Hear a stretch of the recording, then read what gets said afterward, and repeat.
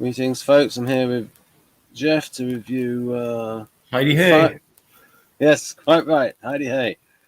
The final episode of Kappatoo. Kappatoo. You're quite right. And I'm going to try and read through this. There might be some errors in it, but I shall do my best. Kappatoo's computer states to the audience, Ultramatch, that it is true, Kappatoo, that it is true that Kappatoo did indeed time travel, and the person who won Ultramatch is Simon Cashmere from the year 1992. Yeah, I'll try to correct it as I go along.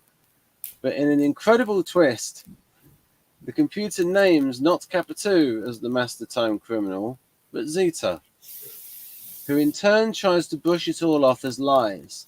But the computer informs the police, the time police, to check Zeta's dressing room to find Sigmasix wearing a wristband designed for time travel, which they do, and he is subsequently arrested. The computer then shows video evidence of Zeta at various different points of history collecting her antiques, as well as a recording of her telling the computer how she acquired several items and how she time travels so often. Now, I think that recording should have been from his point of view, a point of view shot, and then hear his voice. Back at Kappatoo's dome, the computer explains that he never had a virus, and the whole thing was an act to make Zeta think her plan was working. I'm not so sure how well that works out in hindsight in terms of enough sort of clues laid out. So if you sort of watched it again, I'm not sure you can say, I can see there was a little thing here, there was a little thing there.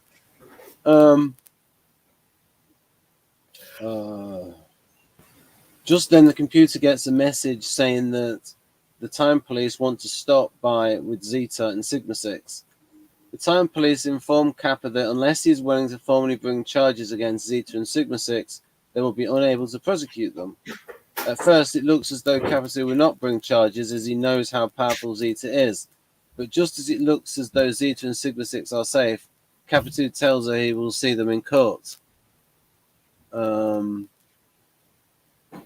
Zeta is horrified as she and Sigmasix are beamed away by the time police, much to the delight of Simon and the computer. Yeah, I don't know if that scene was a little bit forced. Yeah, I'll just sort of give my comments as I go through this. Because he made good points and then went completely against them. So arguably that was overstructured. But he could have just been playing with her. Zeta's horrified as she and Sigmasix are beamed away by the time police, much to the delight of Simon and the computer. The time police then advise the computer to return Simon to his own time zone, but the computer allows him to stay for the night under the condition that he returns the next morning. Yeah, he does that because he's knackered. The next day, while Simon and Kappatoo are enjoying breakfast at Zeta's cafe, Kappatoo gets an urgent message to return with Simon to his dome. Once there, the computer advises Kappatoo and Simon about Brian's press conference and how time travel being discovered in the 20th century could have a disastrous effect on the space-time continuum. Brian tells everybody at the farm that the reporters will be there first thing in the morning, and he wants them all there to answer any questions. Hazel begs the children to stop this joke before Brian makes a fool of himself. But knowing it is not a joke, there is nothing they can do. Steve, Lucy, and Sharon try to convince Melanie of the truth, and at first she thinks they are lying, until Steve uses Kappatoo's wristband to lift the chair after the door closed, and she realized that the press conference the next morning has to be stopped.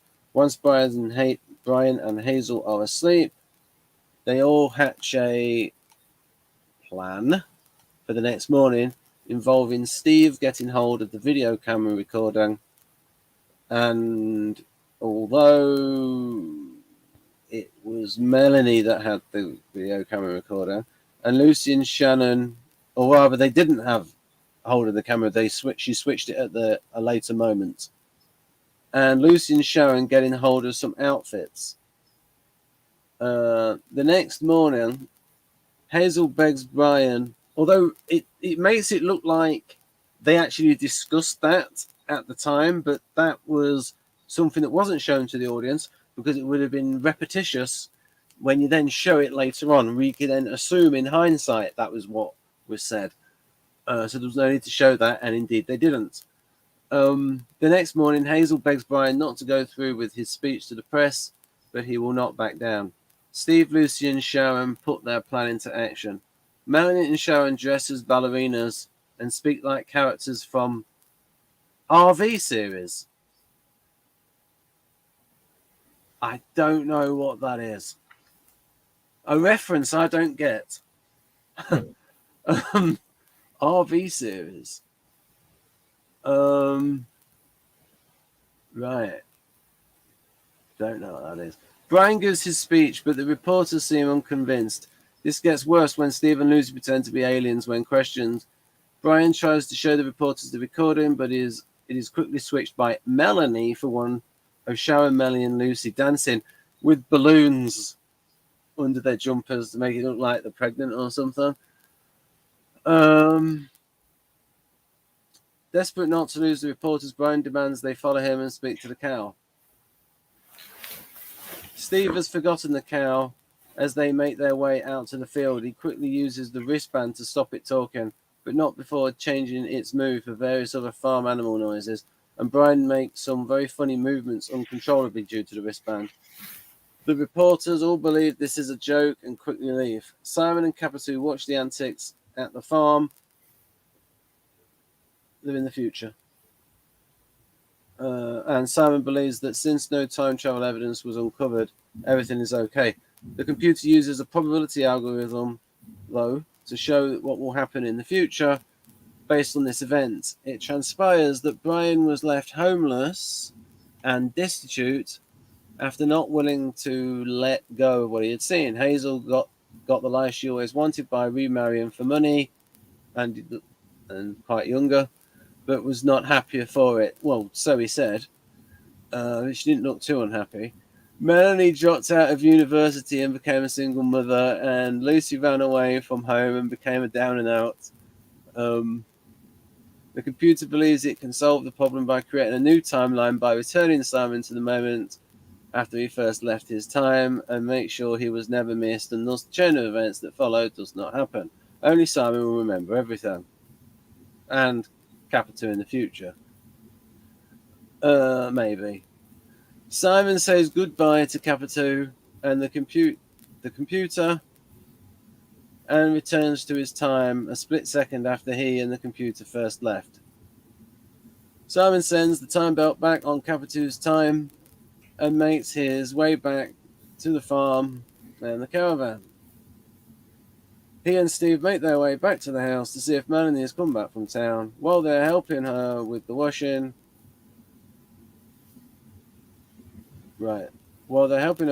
a car horn hoots, and she says that this is her boyfriend to go out to meet him.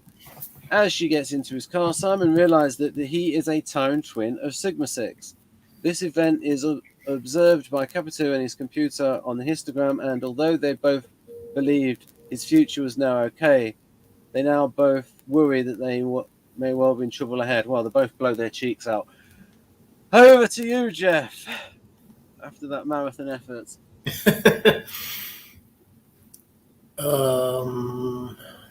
Hey there. Hi, Jeff.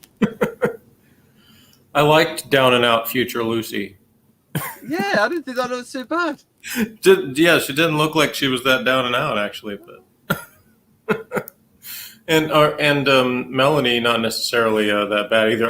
It's funny, again, the time, I won't go into a long thing about it, but in the United States in 1992, there was a big flap about Murphy Brown having a baby, choosing to be a single parent, and Dan Quayle, the vice president at the time, saying that this was an example of how Hollywood was pushing bad values or something like that. Anyway, it's funny that in this we had the computer of many years in the future lament Melanie's situation like she became a single parent. Like it was this horrible fate.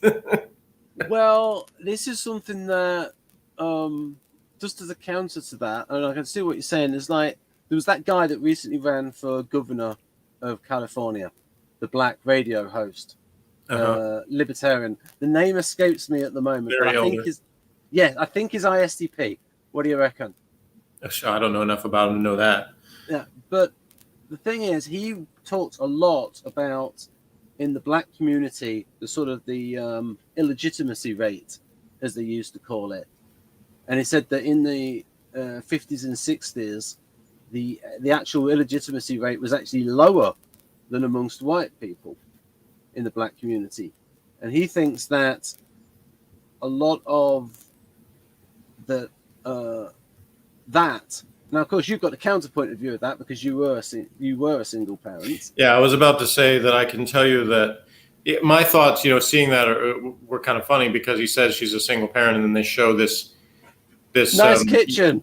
This encounter of her with one of her kids as if it was some sort of horrible thing. And I'm like, every parent has had this scene at some point, many times, probably in most cases. So certainly a single parent, so anyway, that bit was just kind of funny because of that to me. Yeah, and it was like a nice fitted kitchen. And that's not me in any way trivializing the difficulties of being a single parent. I'm the last one who would do that. Yeah, because your son, ESTP.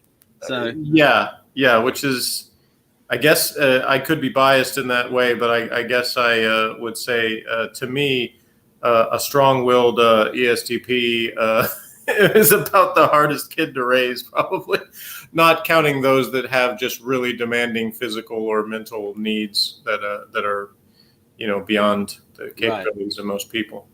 Yeah, and it helped in your case in first being an artisan as well. Well, I would say not only strong-willed an ESTP, but very intelligent one also. Yes. That makes it worse. It makes it better as far as his opportunities in life for what he could possibly do or accomplish that he sets his mind to. But as a parent, it makes it even more of a struggle because one of the things parents have in their aid when kids are small is that usually they're able to think ahead of them. Whereas the more intelligent a child is as they get older, the harder that is to do. Is there part of you that thought, I wish I never taught him about typology? No, I mean, because the positives of that way outweigh the negatives. Yeah. I think it really did help him a lot, even in some of his relationships with teachers. But anyway, I won't go into much longer than that since we don't have a long time. But that was just one thing that struck me as amusing was the future, whatever he called it. I now can't remember because it wasn't Futuregram. It was the other thing. Speculation gram or whatever he called it. Didn't really seem that bad other than Brian, like being the homeless guy that everybody thought was enough. Like he was really the only one that had that bad a future. Everybody else was not that bad. But anyway, so if you care about Brian, though, it's still obviously good that they fixed things, quote unquote. Although of course we don't see exactly how any of them will end up turning out, but. Going back to the beginning of the episode, I thought they did a good job of not drawing out the reveal, so to speak. Basically, I thought the whole episode was well paced. They did a good job, considering it's a final episode. You have a lot of shows that either do that too quickly or too slowly. Either it sort of drags out, like a Return of the King movie where the final scene is like 7 final scenes that take 20 minutes each, or they ramp the action up until like the last 5 minutes and then try to wrap everything up really super fast at the end. Like I've seen both of those things happen a lot of times, and this show didn't do that. They did a really good job of pacing the last episode where it didn't feel like the ending was rushed. So there was sort of a relaxed pace, but a lot still happened even in the last 20 something minutes. So that was really good.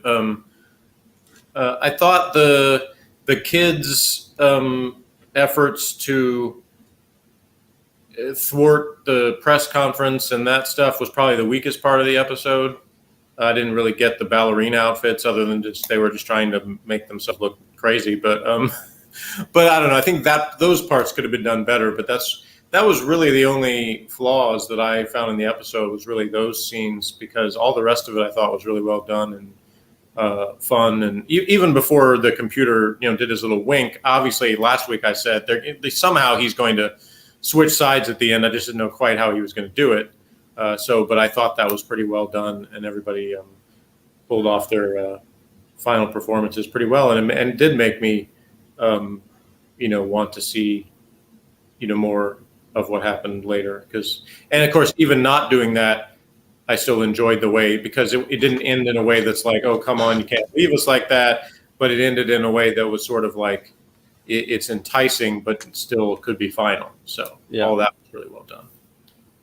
So there was a bit where, now, I mean, I'm one to talk because, like, I will write characters talking to camera every now and then. I would do that, and that's like the first scene in Wilma's Housemates. It's like her talking to camera, because I took the scene from the stage play. But when he did it, and he was sort of doing an impression of a man dressed up as a woman, I think he was doing like Les Dawson, because he sort of went like this, as if he was pushing up a boob, because he was playing. I knew that was a reference to something. I just obviously didn't know what it was. Yeah, but it's just that my reaction to that was a little bit cringy, because he looks straight down the camera and talks to the audience. And like I said, it's maybe it's one of those tone things where it's like, if it's established early on that that's part of the program, but it's like once you've sort of like established the rules, and then later on you have a moment like that. Yeah, well, I guess that's one thing where they established that the computer persona is just goofy, so it still fits in with that, that he could suddenly decide to act like he was, posing for a camera or whatever. One thing I liked, they had a reference in there to Only Fools and Horses, but the accent was not very good. Like, if he didn't say, "No, you plonker Rodney," I wouldn't have known he was doing an impression of Del Boy from Only Fools and Horses. And of course, I didn't catch that, but I did, and I don't remember the actual words, but I liked the fake word / future slang that they had Zeta say when she gets caught. She sputters out a lot of like fake profanity that was great. Yeah, I thought that was like well performed, and overall, given the material that she had, I thought that Rulanska did a good job in that part. It's sort of like a stagey kind of performance, but it did a job. And like, I'd rather have her rather than Graham Crowden overacting in, say, what is it, Horns of Nyman. Like, she can still give like a big performance, but it's like theatrical. It loses a little bit of credibility, just in the sense that you're like, if she's really this genius that pulled off all these things, how could she not figure out that the computer was going to double cross her? But in the immortal words of Frank Pembleton, crime makes you stupid. So I guess she was defeated by the one thing she didn't count on happening. Yeah, I mean, as we talked about before, like arrogance, like history is replete, and politics is replete with like some politicians who've got like smart backgrounds and stuff, and if you look what they did at college, and it's like they made just like these stupid mistakes just out of sheer arrogance, and it's like, especially with corruption. That's why the key that's an area where I think the ESFPs have it better than the ESTPs, because we tend to be better at making lots of friends. And I say that as somebody who doesn't have a lot of friends, but in the position where you're a politician and you're meeting all these people, we can retain more. Like when we make friends, keep more people around us. So people like Reagan and Clinton, when they did have scandals hit them, they had enough people around them that supported and defended them that they had protection. Whereas somebody like Rod Blagojevich, the former governor of Illinois, who I think was an ESTP, everybody abandoned the ship and left him on his own to go end up in prison for corruption. Yeah, he definitely had an attitude. He had nobody as he sank on the Titanic, saying that he wasn't going to go down. Everybody else abandoned him. It's interesting that Victor Galenka calls the he has like a nickname. No, like Kersey had the nickname, like the various role names. His sort of nickname for ESFP is the politician. Yeah. So well suited to. Yeah, well, and that's, again, I won't go on a long thing about that, but it's that ability to use that charisma in either direction. And in politics, is basically the art of lying most effectively. So yeah, because everything is a performance for ESFPs, it's easy to sink ourselves into the performance of whatever is required for that particular situation. So that translates into being good at politics often, because most of politics is performance art. Yeah, and for the most history of, say, elected politics, like ESFPs in that role have been able to get away with saying one thing to one audience and a different thing to another. And it's only recently, with like stuff being recorded, that like tapes can be put together of contradiction of politicians contradicting themselves in different situations. That just again shows I don't know what the right word is, but like just the beyondness that Donald Trump was able to pull off, because they would play tapes of him saying things that he denied saying, and he would still stick by his story. It was like, I don't care whether there's video evidence of me saying this. I didn't really say that, or I didn't really mean it, whatever. Yeah, I'm just not going to be affected by this. That comes down to Hillary Clinton being a terrible candidate, because Trump got more votes than he got in 2016, I think. And yeah, anyhow. So back to Kappatoo. yes, back to Kappatoo. The series as a whole. As I think I mentioned in previous one of the previous reviews, I think the first season was a little bit more of a coherent story, but the second season definitely kept the interest level. There weren't any real lulls in it. It was like, it kept the action up and the dialogue and everything, where it was like there was compelling things to keep tuning in for. And like I think you mentioned, it there was a little bit more of a direct cliffhanger into the next episode kind of thing, where they continued the story. So there weren't quite as many pauses, and there wasn't, as much of a sort of recaps that happened within the episodes. So, that doesn't necessarily mean the second season was worse or better than the first. It just means it was a little bit different for that reason. But as even the credits tell you, it was written by slightly different people. So yeah. So what I would say about that is, there's that thing where it's in Aristotle's Poetics about unity and variety. I would say that the first season had more variety, just because the setting allowed for it. Whereas in the second one, the Earth stuff is all set on the farm. And so it had a bit more unity, more of a continuous story. And now to the upside, in the first season, with that variety, it probably led to a little bit fewer like higher moments, but also some lower moments. Right. So maybe like season one was a bit like this, and season two was a bit more. Yeah, I would say to compare to Doctor Who, one thing that I've agreed with several other fans of classic Doctor Who on is that the first two Doctors had higher moments and lower moments than the third Doctor. The third Doctor had more of a consistent quality that wasn't maybe quite as good as the first two, but it also didn't dip as low as the bad episodes of the first two. Oh, I mean, it's like the Space Pirates. It's hard to believe that Robert Holmes wrote it. Yeah, it's that dodgy. That's him really testing out some stuff that would thankfully be refined later on into much more coherent and interesting stories.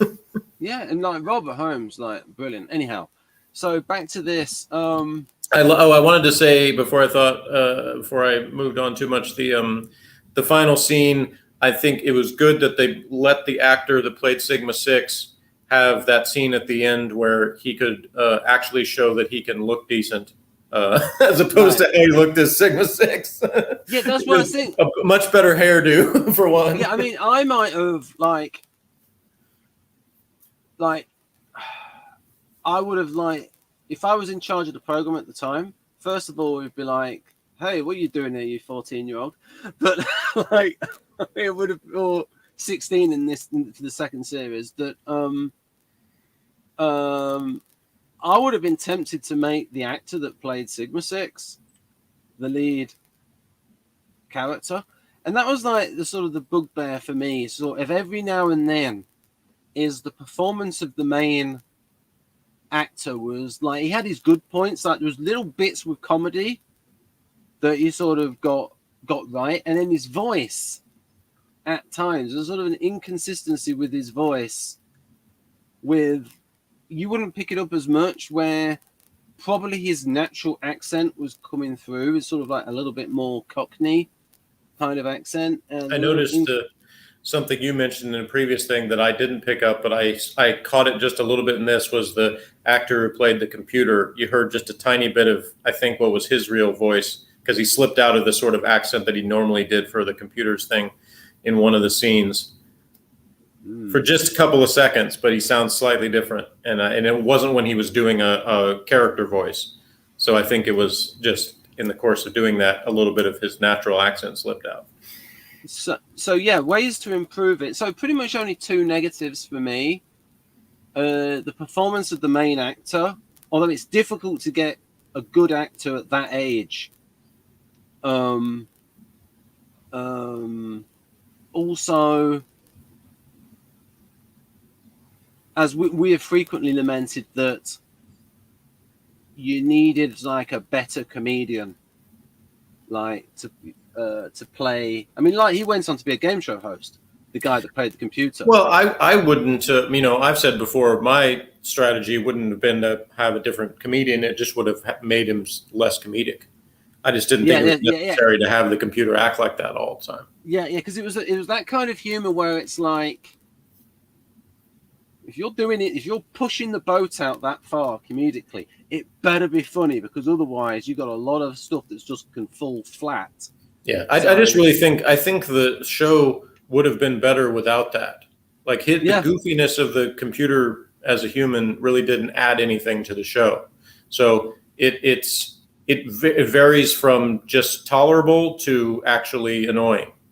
And also, given that they knew that they were distributing this around the world, they should have thought that most of those voices, like Wojtek would have not got any of those references when he watched it in Germany. Yeah. So, yeah, and it was made by like the universality of something like Doctor Who, where there was a lot less of that sort of stuff. They knew they were trying to appeal to a wider audience. Right. So, for instance, they knew this, a worldwide international television production for TNTs. So, less of the references to Coronation Street characters and stuff like that might have. So, in their defense on that specific one, I think Coronation Street is pretty widely distributed in the world, if I recall correctly. Yeah, but I don't know if it was like at the time, but yeah. It's just like, as we said, as I sort of said before, if you'd have had Robin Williams in that part, perfect, good part for him, and like he would have made it. Well, first of all, he would have, like, if that was the script, he would have changed much of that, and also it'd be a bit weird because it would be like the English version of Robin Williams with lots of different references from the American one. Yeah, well, all I have to say about that is there's only one Robin Williams. So oh yeah. it's not like it's easy to just send out a casting call and say, oh yeah, we need somebody who's exactly like Rod Mooney. Oh yeah, and I would argue that that's one of the things that they got wrong in Doctor Who, because I saw in an interview that Russell T Davies, he was thinking of the Doctor as like he wanted to sort of do a Tom Baker, and it's like, well, you got these actors who are good actors outside of Doctor Who, but they can't do it the same way Tom Baker did it because they've not got the gravitas of Tom Baker to be able to balance that sort of comedy approach that he had. Yeah, well, we could do a whole video on that, but I would have approached it as a lot of sort of other reboot type things have done, and I would have tried to make it more like the original Doctor, make him the mad old professor instead of trying to make him hip young dude. I think that was where they went wrong.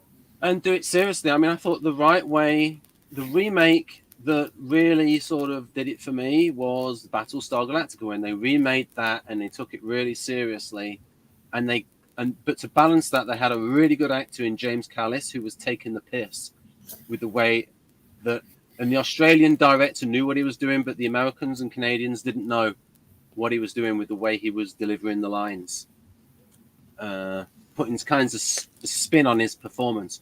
But it was a bit like Patrick Troughton, where Patrick Troughton was, and in the book Doctor Who: The Unfolding Text, they had like some jargon for it, like performance codes.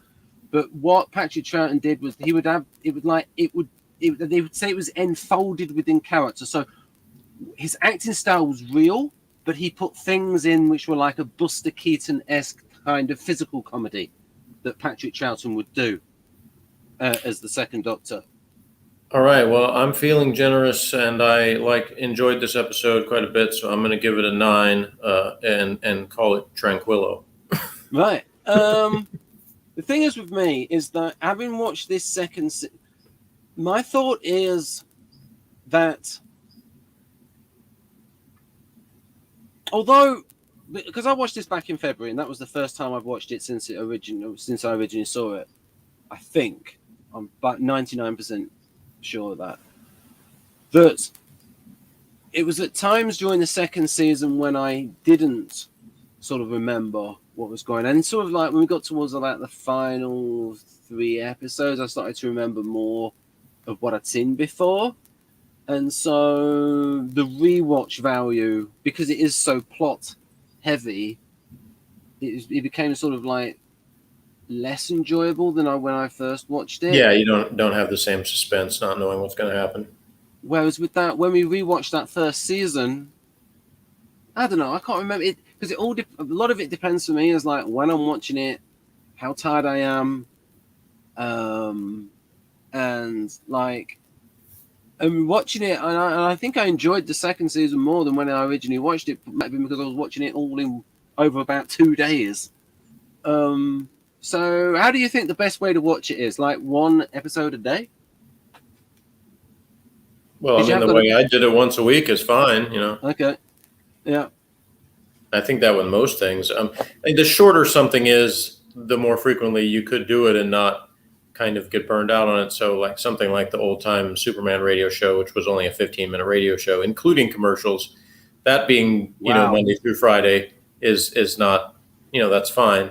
But if the longer a show is, the more I'd be like, you know, I'd be fine with making it twice weekly or just once weekly, you know. Yeah, and overall, as a sort of a wind up, I liked, there were a lot of ideas in this, like as a total, and I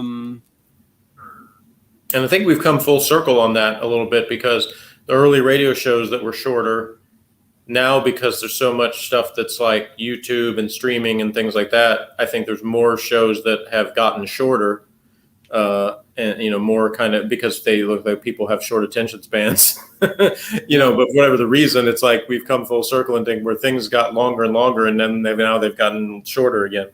Yeah, I think So there's a balance for me where I like serials, I like continuing, but like for me, it's like there has to be enough variety within that serial. So I recently rewatched the miniseries of V, And I thought, oh, this is going. But then I thought about that and I go, hang on a minute, this is going to be one of these premises that could get a bit boring, in terms of like, because it's like the similar situation. You're talking about the original miniseries, right? Yeah, I'm talking about after that. Like, it set up a series after that, because I remember that she gave birth to the alien, and at the end of the miniseries, she's pregnant. Right. The follow up was called V: The Final Battle, which was another miniseries, and then they had the actual weekly series that came after that, which was nowhere near as good as either of the two miniseries that came before. So for a number of reasons, which I don't have time to get into now. Right. Okay. So was the full series like 20 episodes? The actual weekly series? Yeah. Something like that. Yeah, I can't remember exactly how many. That's a hell of a strain for one person to. I don't remember how many episodes they actually ended up doing, but it was only one season, and it had a lot of problems. Oh yeah. Even those of us that were fans of the V franchise obviously wanted it to continue just because we liked the characters and wanted. But I can fully admit, even as a kid, I knew that the series itself was much weaker. So. Yeah, I mean, I just recently saw that scene where he was like looking through the grill and he saw the guy with the like the green. Like that wasn't nearly as scary. It's like, oh, what's nothing that? But as a kid, that was scary. And so was that scary to you, Jeff? When you? And my son didn't want to watch it after that. He was sufficiently scared by it. So. And he's the STP. Yeah. How old was he? Like 7 or 8? Something like that. Yeah. Yeah. Which is around the same age I was. Like the first miniseries that came out in '83, so I would have been 7. Yeah, they probably showed it in. Anyway, I have to go, but right, anyway, so I'll give this about